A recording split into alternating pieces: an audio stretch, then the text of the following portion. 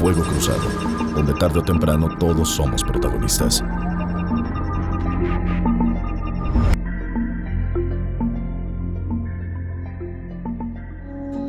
De mi propiedad, mi vida, mi canto, que es todavía más. De mi propiedad, un cielo azul sin celo, para quererte más.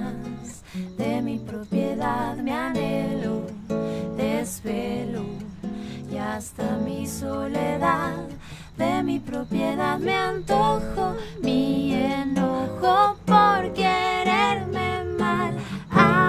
Muchísimas gracias por estar este viernes con nosotros. Es una magnífica tarde-noche, con unas encerronas que hemos tenido de días, pues para algunos bastante divertidas, para otros muy, muy, muy sufridas. Y pues ya estamos aquí con otro Fuego Cruzado, con su servidora Lilia Arellano. ¿Y qué tal te fue de encierro? Pues fíjate que hasta ahorita bastante bien. ¿No te vas a divorciar? No, todavía no. Por eso digo que bastante bien. Las cosas están tranquilas todavía en la casa. ¿Estrenaste algún pijama? No solamente con mi mujer, sino con mis hijas. Ah, sí, ¿verdad? Tú tienes el viejerío también. Tengo también. Y te pregunto, ¿estrenaste algún pijama? Fíjate que no tengo suficientes. ¿Tienes suficientes? ¿De seda o algodoncito? No, algodoncito. ¿Te cubren por si hay temblor? Sí, así es. ¿Y tú tampoco te divorciaste? No, yo ya estoy divorciado afortunadamente de hace Ándale, algún tiempo. afortunadamente. Dije antes de que venga la encerrona de la cuarentena. Tomamos medidas y gozamos. Precautorias. Totalmente. ¿Y tampoco estrenaste pijama? No, generalmente la parte de la moda, de la naturaleza te permite estar. O sea, estás desnudo. Pues, ¿Y si te agarra un temblor? Sales, Ahí vas a andar luciéndote. En una bata cerca. Sales corriendo y a lo mejor con algún trapo de cocina como si fuera... No vayas a usar una hoja de parra porque me encareces el alimento. Acuérdate que hay hojas de parra en la comida libanesa. No, estamos muy ecológicos en eso y no hay problema. Pero muy bien. Señores, ¿a ustedes cómo les fue? Bueno, a mí no fue tan mal. Con mi mujer me llevo muy bien porque no hay ningún conflicto, no hay ni un sí ni un no. Puro que No te se importa. No se habla. Puro que te importa y todo. Pues haciendo la vida cada quien por su lado y donde concurramos, que son las áreas comunes, pues nos la pasamos muy bien. Así que lava los platos. Pues un día ella, otro día yo, otro día mi hijo y nos vamos todo Se van turnando. todo el mundo tratando de cooperar en estos momentos. Porque sí es importante saber cómo llevan un manual jurídico ustedes como abogados allá en sus hogares, ¿no? Sí, hay que ¿Qué establecer. se imponen las reglas y hay castigos y multas? Y, Como dice, o ahí uno se tiene la llevan? última palabra, sí, mi vida. Exacto. Y ahí, Ya con eso está todo. O la típica también, que yo siempre llevo los pantalones, pero la tinto de... Ricardo Camacho, muchas gracias por estar Al aquí. contrario, un Alberto gusto y un Pérez placer. Blas, muchísimas gracias por acompañarme. Señores, ¿se presentan? Yo soy Martín Michaus Romero, abogado dedicado a propiedad intelectual. Manuel Guerra, abogado en derechos de autor. Y tocayo del señor presidente. Pero nomás la mitad, ¿verdad? Tú decides qué parte escoges. Exactamente. Si la primera o la segunda. Bien, este es un segundo programa sobre propiedad intelectual. ¿Me podrías hacer el favor de hacer el resumen? Bueno, si algo te falta, te lo soplo. Hemos estado discutiendo durante el primer programa respecto de las características que tiene la legislación nacional para la protección de la propiedad intelectual. Y han surgido temas dentro de la mesa que, según la expertise de los invitados, nos llevan a pensar que hay elementos que no han sido todavía suficientemente considerados dentro de la normatividad que en este momento impera, por un lado, y por el otro, que dada la característica pluricultural que tenemos en México, siendo un mosaico nuestro país de expresiones de artísticas, pero que no son producto de un individuo, sino forman parte de la tradición de las comunidades, pues se presenta un gran reto para cómo proteger esta expresión cultural que se manifiesta pues como arte también dentro de diversos instrumentos que puede ser desde música, que puede ser desde vestimenta, que puede ser desde la creación de colores, por ejemplo, que es un tema muy singular en el caso mexicano y que han reconocido empresas internacionales como una gran aportación mexicana, en fin, que es un tema todavía sobre el cual se debe de versar. Y en ese sentido nos habíamos quedado. Bueno, y si no tuvo usted oportunidad de ver la primera parte de este programa, pues hablamos de los voladores de Papantla, de las mariposas monarcas, de lo que sucede con toda la propiedad patrimonial de los mexicanos y cómo se ha venido explotando de diferentes maneras. Todo este marco jurídico, la piratería, la realización de obras y la situación por la que atraviesan sus autores y que finalmente no llegan a comercializarlas debidamente. Y bueno, salieron a relucir hasta la familia Peralta y la máquina de hacer tortillas, fíjese usted. Así que en nuestro canal de YouTube ahí encontrará la primera parte de este programa, que seguramente será igual de interesante que esta otra segunda temporada, ¿verdad?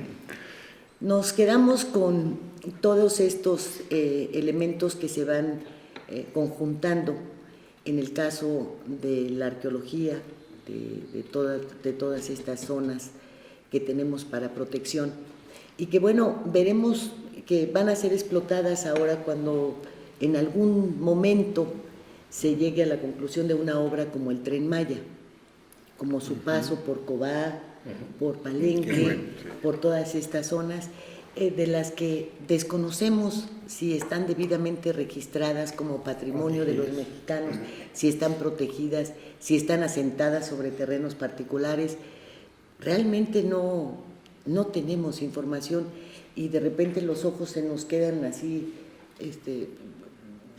abiertos porque pues tenemos ejemplos de quienes han tenido que comprar terrenos de joyas arqueológicas con las que contamos y que dábamos por un hecho que eran nuestras y resulta que no, dábamos por un hecho que la Virgen de Guadalupe era nuestra y tampoco, y al Juan Diego creo que no se lo llevaron, ¿verdad? Se les hizo medio feíto, pero todo esto lo tenemos ahí y no sabemos qué hacer. ¿Cómo podemos solicitar esa información? ¿Cómo podemos como mexicanos empezar a mover esto de tal suerte que pues a quienes están encargados de la cultura, tenemos una Secretaría de Cultura, pues le demos una buena sacudida y que volteen a ver que no se trata nada más de que vayan a tocarle las asentaderas allá a los soldados en China, ¿verdad? ¿Te acuerdas? La que fue ahí a hacer su espectáculo, sino que tienen que ver todo este material jurídico que está, todo este entorno, todo este tejido de leyes que debe existir detrás de todas las obras que se supone están bajo su responsabilidad. Bueno, yo creo que este proyecto del Tren Maya me parece muy interesante porque incide en varios aspectos jurídicos. Por una parte está el derecho ambiental y la biodiversidad. ¿Qué va a suceder con ese entorno? Si se entienden o no los famosos impactos ambientales. Hay una ley de biodiversidad que además debe estar acorde con un tratado que nos adherimos, que es el Tratado de Nagoya, para la obtención de los beneficios previo consentimiento de las comunidades. Que ahí está el tratado, pero no implementamos una nueva ley sobre biodiversidad y protegerla y que protejan a las comunidades indígenas. Entonces hay un primer punto ahí, el derecho ambiental. Luego viene el derecho indígena. Estos derechos de las comunidades indígenas, que se rigen bajo sus propios usos y costumbres. ¿Qué va a suceder cuando todo este Tren Maya va a transformar el modelo cultural de ellos? Y ahí la antropología tiene una labor muy importante en la sociología. Y cómo están siendo asesoradas o están diciendo que sí porque no les queda otra. El otro problema es lo que decías de la propiedad de los terrenos. Son propiedad de los indígenas, son propiedad de particulares, ya están expropiados. ¿Cómo se va a negociar esa parte de la tierra, de la tenencia de la tierra? Y la otra parte viene la parte cultural, porque se van a romper modelos de cosmovisión indígena muy importantes, ancestrales, ¿no? Y es, digamos, para dar un marco general. Y de ahí cómo aterrizarlo. ¿Y qué están haciendo? Por un lado, las comunidades indígenas. Por otro lado, la sociedad civil. Los inversionistas, si es que va a haber inversionistas o no va a haber inversionistas. El derecho a la consulta, que está contemplado en nuestra legislación, aparentemente se utiliza más como un tema de estrategia de política que de realmente... manipulación, inclusive. Correcto, que realmente llega al problema. Entonces hay un tema ahí complejo, de momento. Complejo y que tiene mucho que ver con todos estos vacíos Así de orden es. jurídico existentes, ¿no? Porque en el medio ambiente, bueno, yo no sé si la anterior secretaria de Semarnat huyó por eso, ¿no? Porque pues, se dio cuenta de que se iba a aplicar un manotazo y se hace porque se hace por encima de quien opine lo contrario y pase lo que pase. Y bueno, ella durante muchos años dedicada a esta zona de Chiapas, de su conservación, sí, la señora González Blanco.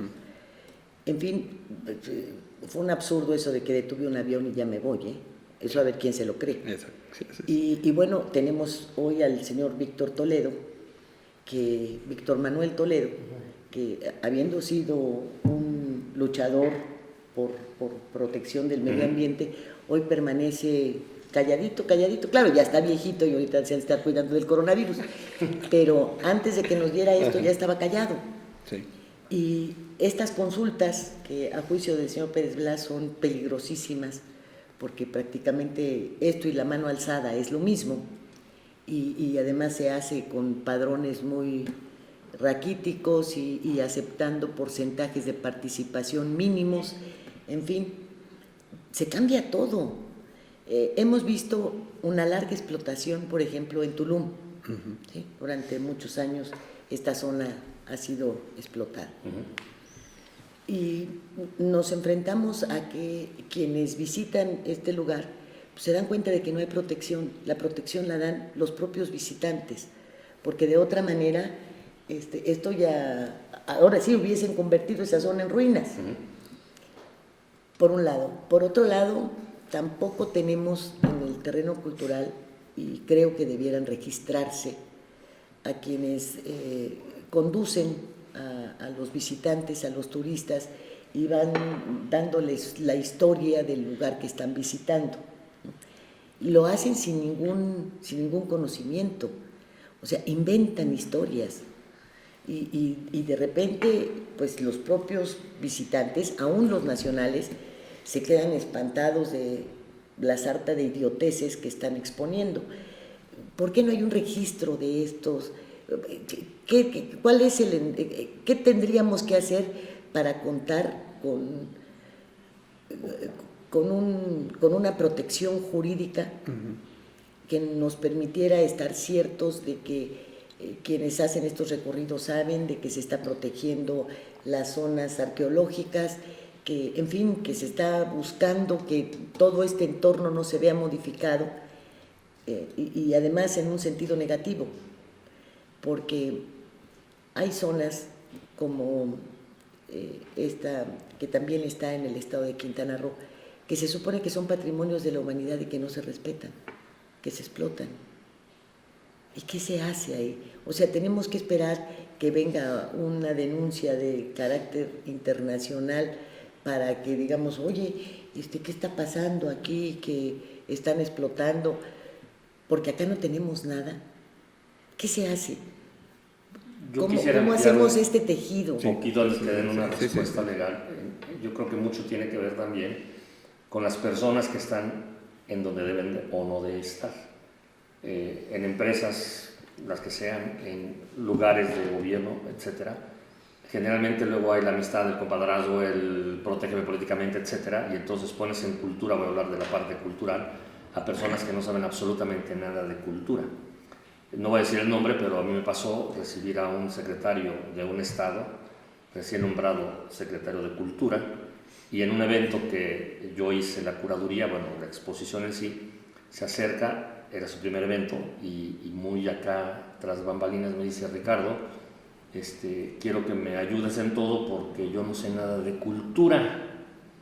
Me pusieron y yo he sido ABC, no digo las cosas porque sabríamos quién es, pero a ese nivel.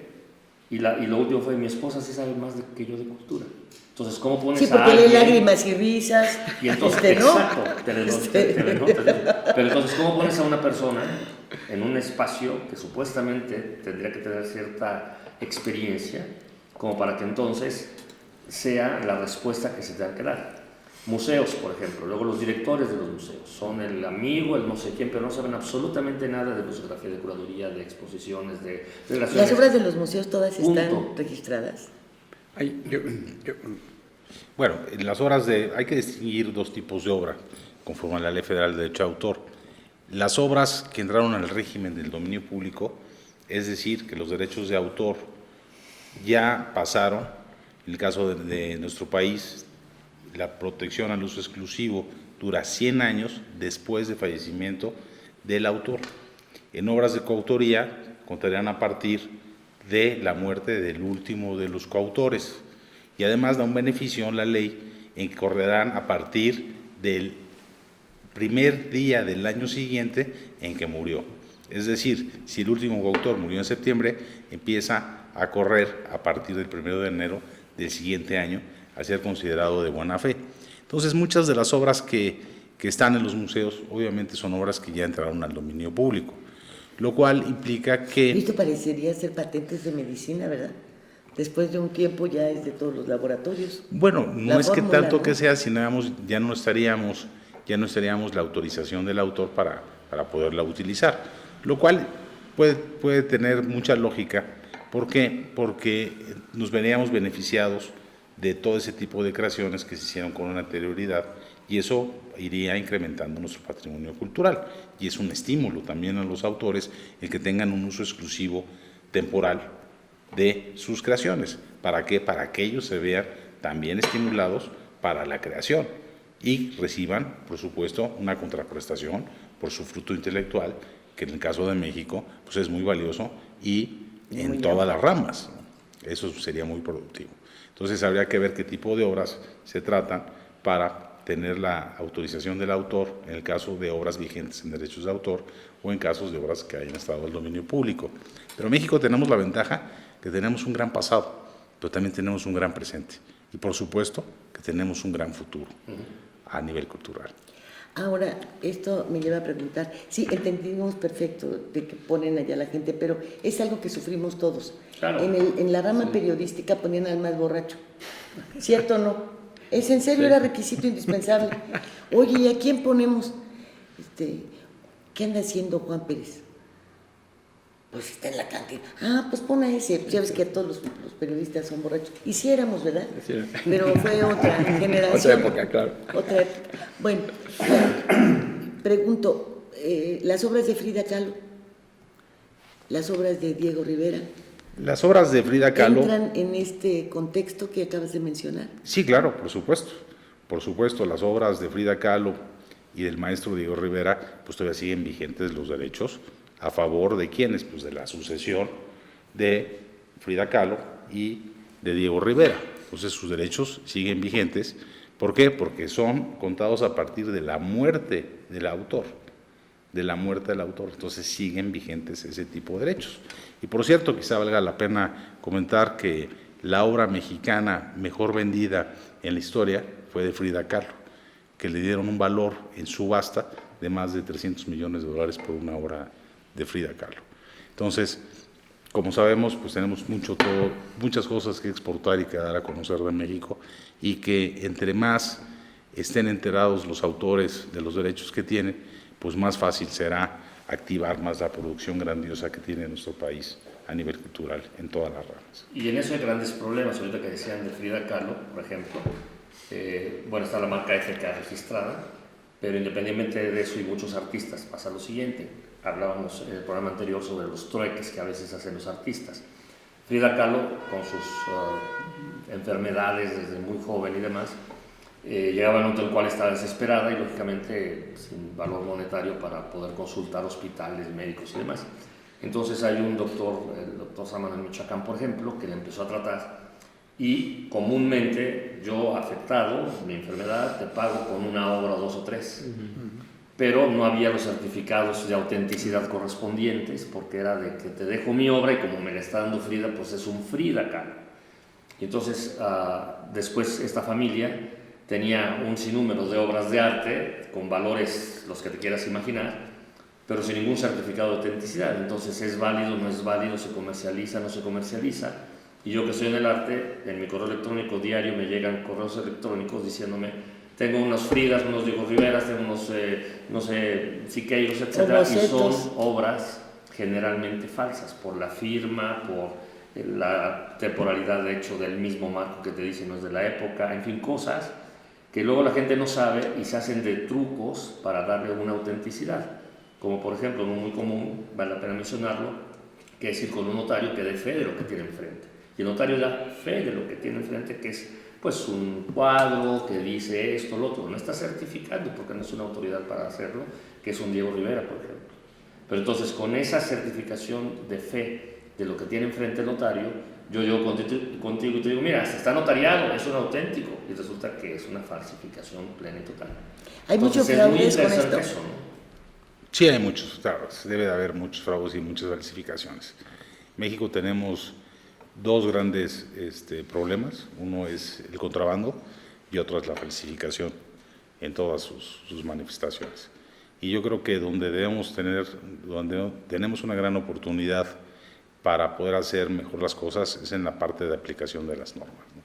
Es muy, muy importante que tengamos un especial cuidado en la aplicación. Valdría la pena una revisión de nuestro Código Penal Federal, en el cual, por todos los requisitos que se enmarcan dentro de las conductas punibles, es muy difícil poder configurar el delito. Entonces, aunque haya una muy buena investigación, aunque haya muy buenos deseos por parte de la Fiscalía General de la República y de los ministerios públicos, al tener tantos requisitos, pues impide que se pueda procesar a la gente que se dedica a la piratería, principalmente de obras. Retomando este tema que tocas, que me parece muy importante, ¿hay un mecanismo previsto en la ley que te permita, por ejemplo, lograr el reconocimiento en derecho de autor legítimamente de una obra que, siéndolo, simplemente no tiene este certificado, no tiene un documento de origen, que pudieras tú poder subsanar a través de la ley? ¿Lo prevé la ley? ¿Hay un mecanismo? Si entiendo bien, sería un mecanismo de autentificación de las obras. Entonces, eso ya quizá va más allá de lo que contempla la Ley Federal de Derecho de Autor. Y, como decía Ricardo, aquí estamos ya a la intervención de expertos en arte, como lo es Ricardo en su rama, y con ello pues poder hacer un análisis cuidadoso de lo que viene siendo la obra para poder autentificar. Y el derecho de autor no llega a ese... No llega a eso. Ahí hay varias cosas, perdón, que ahorita decía aquí, es que hay personas que en su momento su palabra era válida. Por ejemplo, Raquel Tibol hubo un tiempo que fue quien decía qué sí era una Frida y qué no era una Frida, por ejemplo. A lo mejor igual no era una Frida, pero Raquel, con la autoridad que decía esta es una Frida, la gente consideraba que esa era una Frida, sin tener lógicamente un certificado de autenticidad original emitido por el autor, que es muy típico que no se ve. Entonces, muere Raquel Tibol y queda otra persona en su lugar y así. Entonces, un Picasso, por ejemplo, vas a la Fundación Picasso y la fundación te puede o no decir si es un Picasso.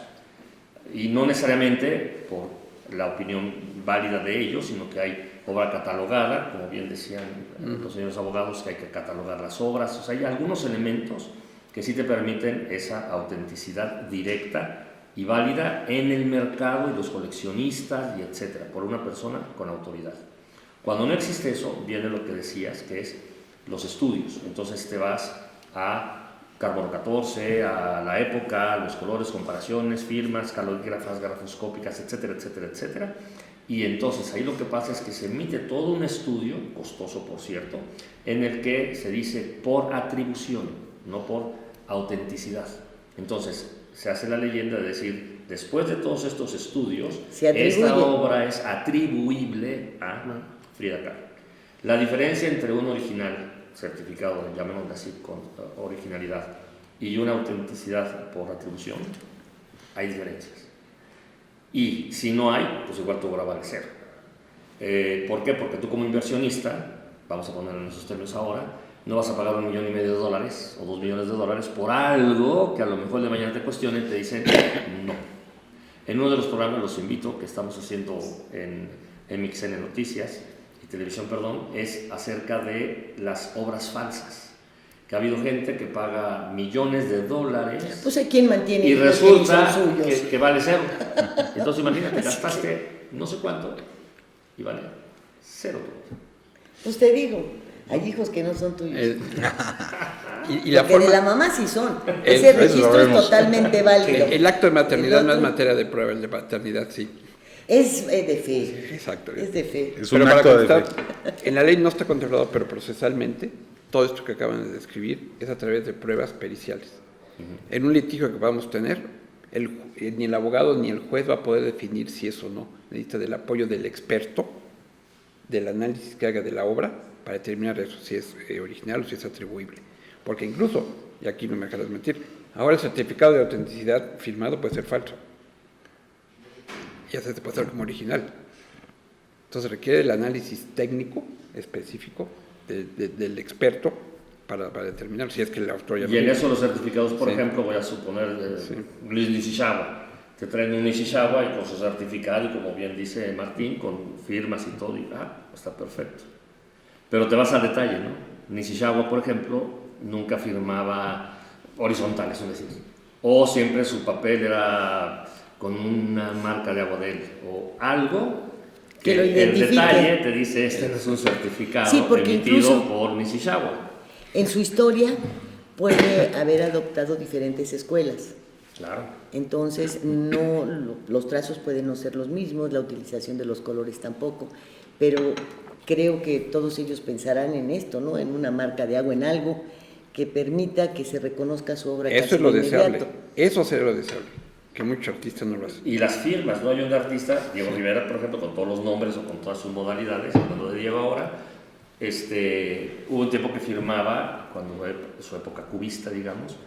¿Te acuerdas de estas letras como griegas que tienen la plantilla de la escuela y así? Entonces firmaba con eso.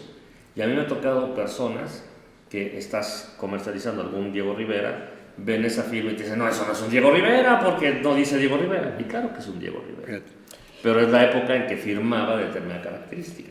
Ahora, en los puntos suspensivos de nuestro programa anterior, Sí. nos quedamos con la utilización de la cervecera, por ejemplo, con el penacho de Moctezuma. Por ejemplo. Ahí, ¿qué pasa? El penacho es propiedad de México. ¿Qué pasó ahí? ¿Quién se lo llevó? ¿Dónde quedó la bolita? Te digo que un cozumeleño llegó a Europa y se lo robó. Y el museo lo reclamó y México lo devolvió. Y ahí es en donde uno dice, bueno, ¿y dónde estuvo lo jurídico? A ver, yo creo que el tema aquí, lo que estamos es mucho cómo generar la seguridad jurídica. Aquí en este caso son bienes del patrimonio de la nación que están excluidos del comercio y su control pertenece al Estado. En el caso del penacho Moctezuma, bueno, hay todo un debate sobre La devolución que debe darse. y el tráfico de los bienes culturales. Y hay una serie de tratados de la UNESCO para regular este tránsito y devolución de los bienes culturales. ¿Cuántos museos pues visitamos y se sustrajeron piezas de otros países? El Museo de Nueva York, el Metropolitano de Nueva York, tiene unas colecciones maravillosas. ¿Y de dónde Se surgieron? acaban de vender, Sí, claro. se acaban de vender piezas de arqueología mexicana. Hay En un- Francia, también, Pero sí. en esta parte que comentas ahí Sí. es muy importante. O sea, en términos legales, la defensa que tú puedes hacer es muy relativa de este tipo De propiedades. de propiedad intelectual. Digo, Y patrimonial. perdón, porque al final no has declarado esa propiedad. No es lo mismo de un autor, ¿no? Que tienes un mecanismo de identificación y que puedes identificar si una obra que se pretende comercializar es legítima o no lo es. Pero en el caso de derechos de autor no hay un mecanismo, por lo que estamos viendo, que te permitiera en determinado momento preservar o reclamar Desde el punto de vista de derecho de autor, Un ejemplo, la Piedra del Sol, el calendario azteca, Ajá. conforme lo que explicó Manuel, es una obra que está ya en el dominio público, bajo la legislación del derecho de autor. Cuando se creó es un autor anónimo, no se conoce y además pasaron muchos años. Pero es, a la luz de la ley de monumentos y zonas arqueológicas, es un monumento artístico. Y por lo tanto está sustraído del comercio. Okay. Y si yo quisiera hacer una reproducción del calendario azteca para hacer botellas y vender tequila, necesito una autorización del Instituto Nacional de Antropología e Historia para hacer la producción para fines comerciales. Entonces hay un mecanismo de protección. Sí, correcto, sí, así es. Aunque sea del dominio público, no cualquiera lo puede usar para una actividad privada. Sin embargo, hay otro comercial. gran vacío. Hay Sí. un personaje que, pues, no creo que tuvieran el gusto de conocerlo de manera personal. Agradabilísimo, muy simpático, el señor Sulaimán. El ¿Verdad? promotor de box. Así es, el promotor de Vox. Bueno, don Flavio Zavala Millet, un viejo periodista que tenía una columna de deportes en Ovaciones, un diario que pues tuve la fortuna de dirigir. Ajá. No, muy bueno. Resulta, sí, ¿verdad? No, Nunca no, salí sí, en la sí. página 3, me quedé con las ganas. Pero bueno, No, bueno, sí. don Flavio Zavala tenía cierta animadversión hacia el señor Sulaimán y lo acusaba de haberse robado muchas piezas arqueológicas, ¿no? Tener ahí una vitrina llena de esto. Cuando lo entrevisto, por eso sé que es muy simpático y agradable, en fin, y le digo, oiga, ¿es cierto que tiene usted una vitrina, que se ha robado muchas piezas arqueológicas y todo? Pues es una mentira, no tengo una vitrina, tengo una bodega, que es algo, no me minimice, ¿no? Pues sí. En fin, ¿qué se hace en estos casos? Eso también es una propiedad que corresponde a un patrimonio cultural nuestro. Claro. Y bueno, él lo confiesa públicamente y no pasa nada. A ver, No, porque yo todavía pensé, híjole, bueno, pues allá él, ¿no? Si no, después le cae la policía. Pero se supone que es un delito, pero de estas piezas está el mundo lleno. Por un lado debe haber un registro, y cada quien, así como teóricamente las armas, habría que registrar esas piezas arqueológicas. Ese es en el deber ser. En la realidad también es, pues yo soy un tercero de buena fe.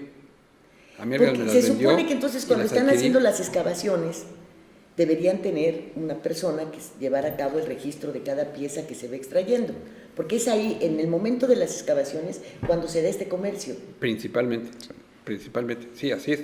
Debe haber un Conforme van control. descubriendo, entonces los que El se INA, por roban eso esto, teóricamente entra el INA y toma el control de la excavación, bajo la dirección de un arqueólogo fundamentalmente, para hacer el inventario de lo que se encontró, la preservación, la salvaguarda y el registro de las obras. Nada más que a lo mejor cuando lo encontraron, pues ya llegó alguien antes. Claro. bueno, O en el momento se ponen de acuerdo. Exactamente. ¿qué ha Porque pasado? hay piezas valiosísimas Ajá. que después tienen un mercado, que eso está bien interesante decirlo, en el cual esa parte prohibitiva, un poco a lo mejor lo de Sulaimán, pero necesito una máscara de oro, necesito algo que tenga jade, Sí, es a necesito, lo que iba. Y entonces en el mercado del arte subterráneo, alguienes comercializan estas piezas y tarde o temprano en tu sala tienes una pieza arqueológica valiosísima que perteneció a quién sabe quién, vamos a decirlo ahorita rápido, pero derivado de este mercado, en el que no hay ningún registro y en el que hay un silencio absoluto. Sí, porque de acuerdo a las costumbres de estas culturas, bueno, en sus entierros, pues iban acompañados de muchas de sus posesiones, ¿no? Y resulta que no las vemos. O sea, nuestros museos, si nos vamos a profundidad con toda esta riqueza cultural, están prácticamente semivacíos, ¿eh? De todo lo que hay, sí. De todo Sí, lo sí, que sí, hay. sí, O sea, sí, lo sí, que sí. vemos es nada comparado con todo lo que debiera existir. Simplemente Y hay cazadores de las tesoros, llamémosle así, excavaciones, ¿no? las excavaciones del Zócalo, Sí, claro. por ejemplo. ¿Dónde está toda ese ornato que portaban los emperadores aztecas? En fin. Y no eso vemos sin, nada de sin eso. contemplar el patrimonio cultural subacuático, submarino. Sí, que es muchísimo. Claro, Muchísimo. que también es En patrimonio. la zona que decíamos, por ejemplo, de donde va a pasar el tren, ahí están los cenotes. El saqueo de los Exacto. cenotes. Y es impresionante lo que hay en los cenotes, porque a veces no están tan hacia a la luz pública, pero se descubren en últimas fechas algunos, y buceas o lo que sea y encuentras oro, vasijas, son momentos de alguna tumba, de algún ritual, de algo relacionado a una serie de elementos que tienen luego los cenotes por orden, por posición, etcétera. Pero a fin de cuentas la riqueza arqueológica, patrimonial, etcétera, que hay ahí es impresionante. Y si alguien se adelanta, pues llegas y sí, te dejan algo, pero lo más importante ya se lo llevaron. Ya está en casa de alguien. Porque en el caso de los cenotes es por la ruta del agua que va arrastrando y los lleva hasta allá. Porque un cuidado que tenían muy particular los mayas era el cuidar el cenote, no contaminarlo, porque el agua para ellos era divina. Inclusive tenían sus vigilantes en los cenotes. Era así como ser sacerdote o ser soldado, ser vigía de un cenote ya también te daba una importancia dentro de la sociedad. Y los mayas procuraban mucho eso. Entonces los hallazgos en los cenotes más bien son por arrastre. Hay algunos que sí fueron específicos, como por ejemplo, si tú hablas, voy a decir uno en particular de Quetzalcóatl, que baja la serpiente en una sola fecha del año, y etcétera, por la pirámide correspondiente, hay algunos cenotes que eran precisamente de uso exclusivo para algún reconocimiento de algún emperador, de algún, etcétera, religioso. Y gente que estudia encuentra las coordenadas o lo que sea, y bajo estos sistemas han encontrado, por ejemplo, hay uno muy especial, que es muy pequeña la boca de entrada, pero que solamente una vez en el año se pone el cenit como debe de ser el sol, etcétera, y te alumbra toda una bóveda impresionante, y adentro es totalmente religioso, totalmente de ornamento, etcétera, un santuario que ya fue saqueado en algunas partes. Afortunadamente se detuvo y bueno, ahí está, ¿no? Yo generalmente en esto me reservo los nombres porque si no creas esa idea ahora, de, a ver, vamos a ver y cómo está. Que tienen y etcétera, ¿no? Entonces, bono, que por lo que hemos platicado están muy conscientes y muy ciertos de lo que es un bien patrimonial, del registro de los personales o como empresas o como marcas, etcétera. Han presentado algunas iniciativas de tal suerte que sacudan a los legisladores y les muestren esta otra cara de la cultura, del arte, que debe protegerse tanto como la obra misma. Hay que nosotros en lo particular no hemos participado, y hay proyectos, ahorita hay un proyecto de ley sobre la protección de los derechos colectivos vinculados con la propiedad intelectual, que tiende precisamente a proteger las expresiones de las comunidades indígenas, precisamente, los pueblos originarios, de cómo darles esa protección que parece que no alcanza en la parte de la propiedad intelectual, en los derechos de autor.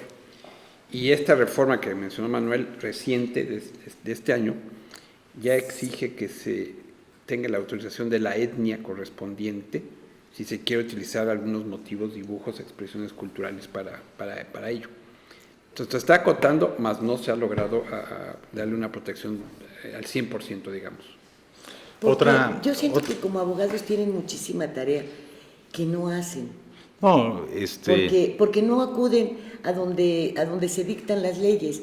O sea, nos la pasamos tratando de defendernos de ellas cuando podrían haberse hecho de tal suerte que arrojaran beneficios, y no que te defendieras, sino que te protegieras con ellas, que finalmente debiera ser la intención de la ley. Pero no es así casi en ningún ámbito, ¿eh? Bueno, ya ahora ni en el amparo. Y eso, digo, lo que hemos platicado en tus dos programas que nos has hecho el favor de invitar y poder tener un diálogo con tu auditorio. Hay otra propuesta y es otro mundo, además del que hemos comentado y platicado aquí ampliamente, que es la era digital. Si nosotros contemplamos en estos momentos que no solamente, como comentaba el licenciado Martín Michaus, viene lo inmaterial que está en lo material, sino ahorita vamos a lo inmaterial que está en el mundo digital y es lo que va circulando. Por ejemplo, el caso de la música, el caso de los videos, el caso de las fotografías, el caso de los o las modelos. Todo esto está circulando en una era digital que está generando grandes oportunidades para México, para nuestros artistas, también para las industrias culturales, como es el caso de los programas de software, del software de entretenimiento y de un nuevo mundo que pues no es nuevo, lo vivimos todos los días y lo usamos todos los días y que también necesita una regulación muy específica para hacerlo. Les pongo un ejemplo. Ya para la industria de la música ya no es primordial andar persiguiendo al que vende los discos en la calle. Pues ya esa violación, que sí sigue siendo violación, pero ya no les afecta tanto como podría ser el bajar una música sin autorización en nuestros teléfonos celulares o en un video, o el comercializarla dentro de una plataforma, o las señales de radio o las señales de televisión, que todo se está dando por medio de plataformas y de instrumentos digitales como son los celulares. Entonces, aquí lo que sí se necesita, y hay diferentes opiniones y diferentes iniciativas, y es un punto muy importante donde se ha comprometido a México en virtud del TEMEC, del nuevo Tratado de Libre Comercio entre Canadá y Estados Unidos, en el cual ya se abre la puerta para que haya reformas dentro de la Ley Federal de Derecho de Autor de los compromisos que México ha adquirido en la era digital. Entonces, si trasladamos todo lo que hemos platicado, tenemos que trasladarlo también al mundo digital. Y eso es lo que nos hace falta. Sí, pero si te das cuenta son los dos extremos. O sea, ni tenemos regulado lo que ha surgido desde hace 600 años o 700 años, ni tampoco lo de ayer. Entonces, tenemos un vacío legal brutal, espantoso. El marco jurídico yo creo que existe. Yo creo que el problema fundamental tal vez no es tanto en la ley per se, sino en la aplicación. No, a ver, y la vamos voluntad por de partes. aplicarlo. Por lo que acabas de mencionar, si yo subo una pieza de este señor Fernández, ¿cómo se llama? Vicente o... De Vicentillo. Del Potro. Del Potro. Si la pongo como fondo musical, pues la ley en México no me dice nada. Lo que no me permite son los señores de YouTube, los señores de Facebook, inmediatamente me multan o me sacan o me dejan de transmitir por estar violando una de sus leyes, de sus formas de o operar. te silencian el video, lo que sea. Así es, violar. pero además te sacan. Bueno. Si no, puedes usarla si das un aviso y lo que usas en esta música es de unos cuantos segundos, por ejemplo. No pasa nada. Pero no hay leyes en México que te lo impidan. Entonces aquí los primeros que tendrían que poner el grito en el cielo son los señores de derechos de autor, yo me supongo. Es que sí lo hay. ¿Quién? La ley lo prohíbe, esos son mecanismos para bajar la música. Pero ellos lo hacen porque también, si no serían motivo de las mismas sanciones o sanciones similares por la explotación indebida de la obra musical. En esto, pues aquí te... Sí. ¿Y los libros? Entonces, es el mismo caso. Cuando hablamos de obras, hablamos de cualquier tipo de obra. En este caso, pusimos, por ejemplo, la obra musical. Pero yo coincido mucho con el licenciado Martín Michaus, en el sentido de que sí tenemos un marco jurídico, sí lo tenemos. Y tenemos tratados internacionales que nos están obligando, y tenemos tratados regionales, como el TEMEC, también nos están obligando. La parte que no tenemos bien identificada viene siendo la era digital, todo lo que se comercializa en Internet. Eso es lo que tenemos que empezar, conforme al compromiso adquirido en el TEMEC, de empezar a bajar a nuestra legislación. Eso es por un lado. Pero también comentaba Martín Michaus que hay otros los problemas que tenemos, que es la aplicación de la norma. O sea, nosotros podemos tener prohibiciones y multas y sanciones y cárceles y muy altas y muy bajas, y muy de un lado o del otro, pero si no tenemos una aplicación de la ley, pues es como si no la tuviéramos. ¿De qué sirve aumentar las penalidades si no hay quien las aplique? Si una conducta no se inhibe, ¿qué pasa? Pues la consecuencia es que se fomente. Entonces hay que analizar por qué no se fomenta. Por ejemplo, el caso de la piratería es porque el tipo penal tiene muchísimos requisitos. Para agarrar a un pirata, por ejemplo, pues tiene que venir vestido de traje, tiene que venir con corbata roja, tiene que tener con camisa a rayas, tiene que tener con zapatos morados. Bueno, entonces, por más ganas que tengamos de meter a esa persona con esos requisitos, pues ¿dónde lo encontramos? Entonces tenemos que facilitar a las mismas autoridades la persecución y la integración para tener a la gente pirata en la cárcel. Entonces es un punto que tenemos que hacer. Por el otro lado, pues tenemos que aplicar la norma. Si no aplicamos la norma, pues es como si no la tuviéramos. Tengo dos ejemplos muy rápidos por el final del tiempo. Esto del bajar la música más fue una discusión a nivel internacional y local, la responsabilidad de los proveedores de Internet, precisamente por los contenidos. Pues yo no me hago cargo porque no puedo. Precisamente todas estas guías ahora que hay de bajar y demás, fue derivado de toda esa discusión, donde si no se pueden eventualmente ser responsables. Y facilitar el mecanismo al ciudadano, digamos, de a pie, a que no tenga que ir estrictamente a la parte jurídica. Si es un mecanismo que pudiera agotar. Si no, podría pasar, insisto, una reclamación desde el punto de vista jurídico. Otro caso en función de las plataformas. Creo que fue Amazon que quería crear una biblioteca digital o Google, y se le hizo muy fácil subir títulos, catálogos de obras, y los autores y los editores dicen, espérate, yo tengo derecho sobre esas obras. ¿Quieres subir obras del dominio público a tu plataforma? Va. ¿Quieres estos catálogos que están protegidos? Sentémonos y veamos qué derecho tienes y cómo lo vas a reproducir para el efectivamente de difundir la obra, que es el otro tema, el acceso a la cultura, ¿no? Pero si hay los mecanismos, lo que sí, volviendo al punto de origen, es mucho desconocimiento de cómo el autor, el artista, puede hacer valer sus derechos, registrar su obra, y no solo en el país, sino el alcance que eventualmente pueda tener en otros países, más por el entorno digital.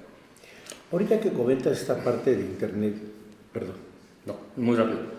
No se peleen, nos vamos a ir al corte. Y ahorita que regresemos hablan, ¿no? Bueno, para que no haya pelea, por favor. Es que era completar. No, vamos al corte. Se ve que trató mucho con Sulaimán y que sabe cómo.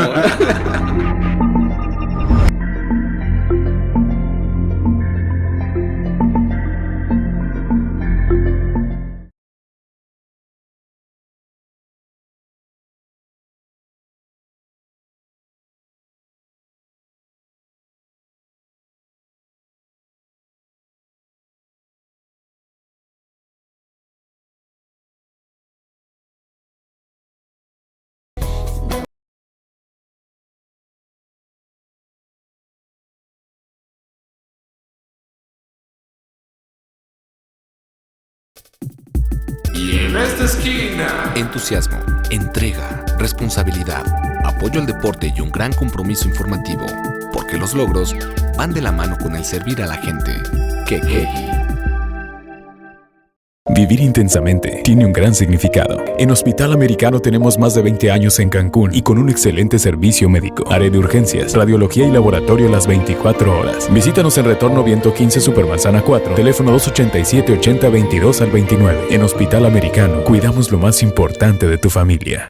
Estado de los estados, donde la información de cada entidad se concentra, la noticia se vuelve de dominio público y el debate se concentra en buscar la verdad. Estado de los estados, la necesidad de estar bien informado con Lilia Arellano, Jorge González Durán y periodistas invitados. Estado de los estados. Reporte 10, conducido por periodistas con 4 décadas de experiencia en prensa, radio y televisión nacionales. Reporte 10. Entrevistas y comentarios con los personajes de la política, la economía, la sociedad, la cultura y el deporte que inciden en la vida de quienes habitamos en la península. Reporte 10.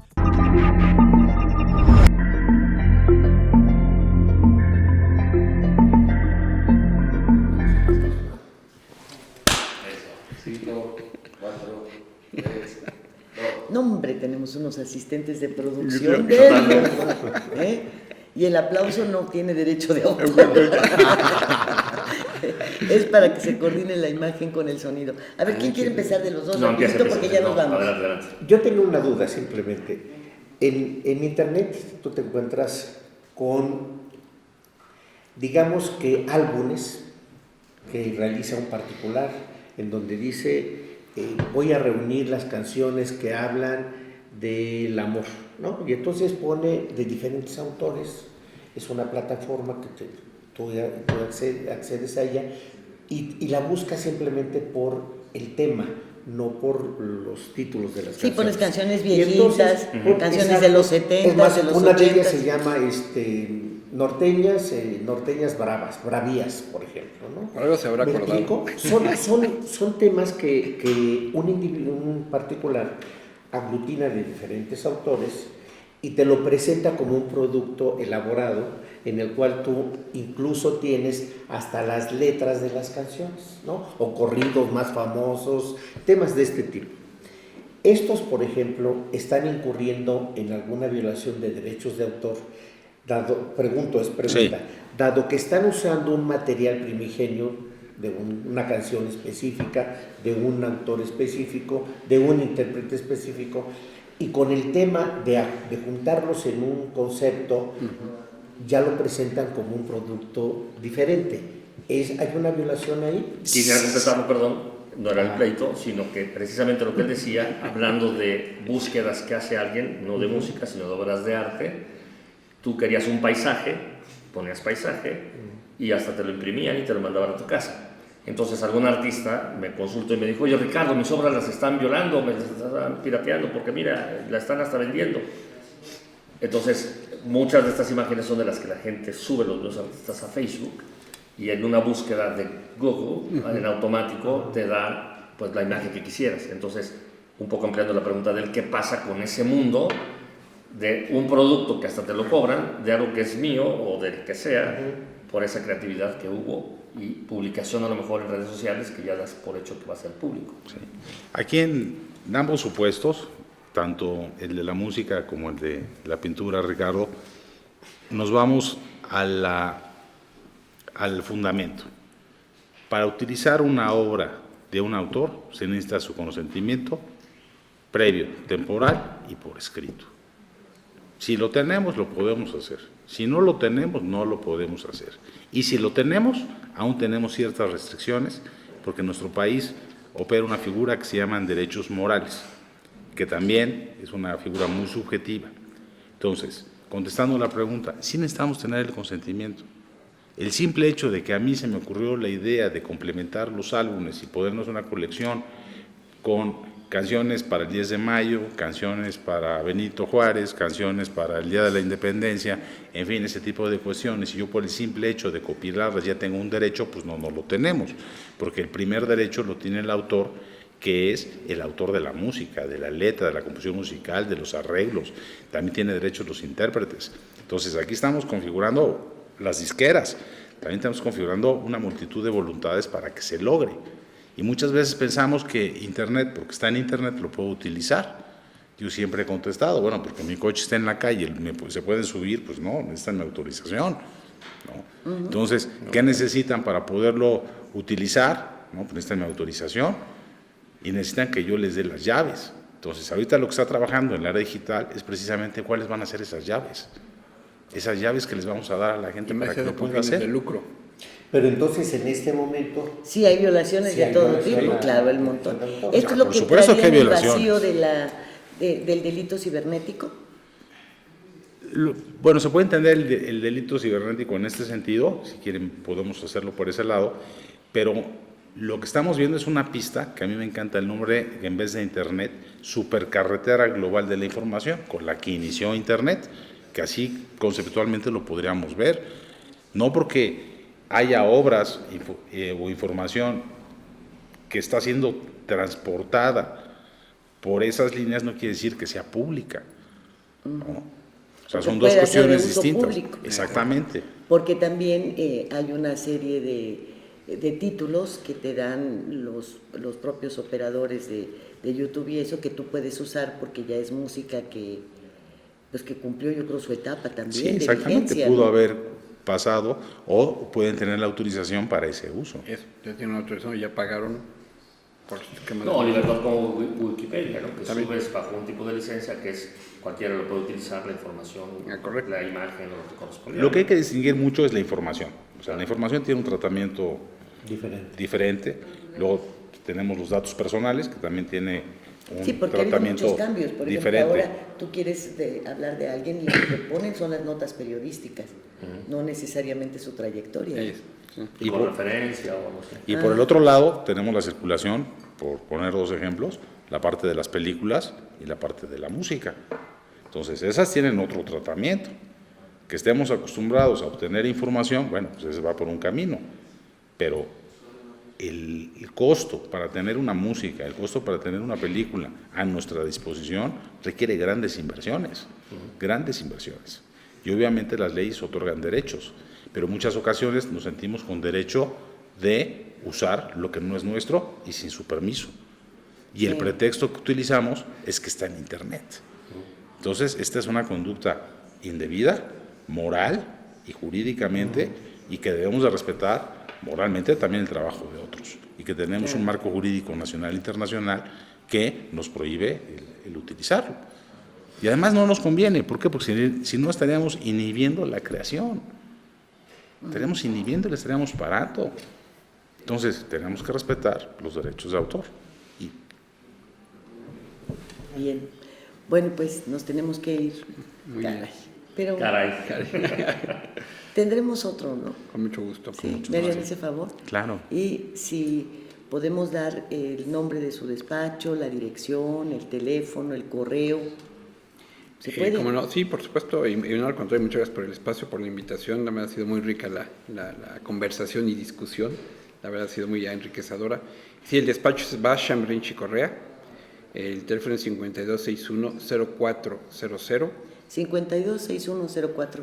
Está facilito. Y mi correo es mmichaus@basham.com.mx. ¿Cómo se escribe Basham? B alta o B grande A-S-H-A-M. Basham. Basham. Así es. Con M de Martín y luego con M de Manuel. Correcto. ¿Cómo es tu correo? Mi correo es mguerra@basham.com.mx. ¿Y la dirección? Es Paseo Los Tamarindos. 400A. ¿Tamarindos de los que se hace agua? ¿O tamarindos de los que andaban en moto? Yo diría más fácil estar en el pantalón famoso conocido de Santa Fe. Bueno, para nosotros sí conocido, pero quienes nos ven en el interior de la República. Paseo Tamarindos 400A, 9º piso, en la colonia Bosque de las Lomas. Ahí estamos. Don Ricardo, muchas gracias. ¿Algo que quiera usted agregar? Nada más que es un placer este tipo de ejercicios y de aprendizaje para mí y para todos los que en el nivel de televidentes ven tu programa. Don Alberto. Muchas gracias. Al contrario, muchísimas gracias. Ha sido un gran placer tenerlos aquí. Gracias, Lilia. Gracias por el programa y por tus encantos. Muchísimas gracias a usted por el favor de su atención y si no lo permiten, bueno, pues nos vemos el próximo viernes.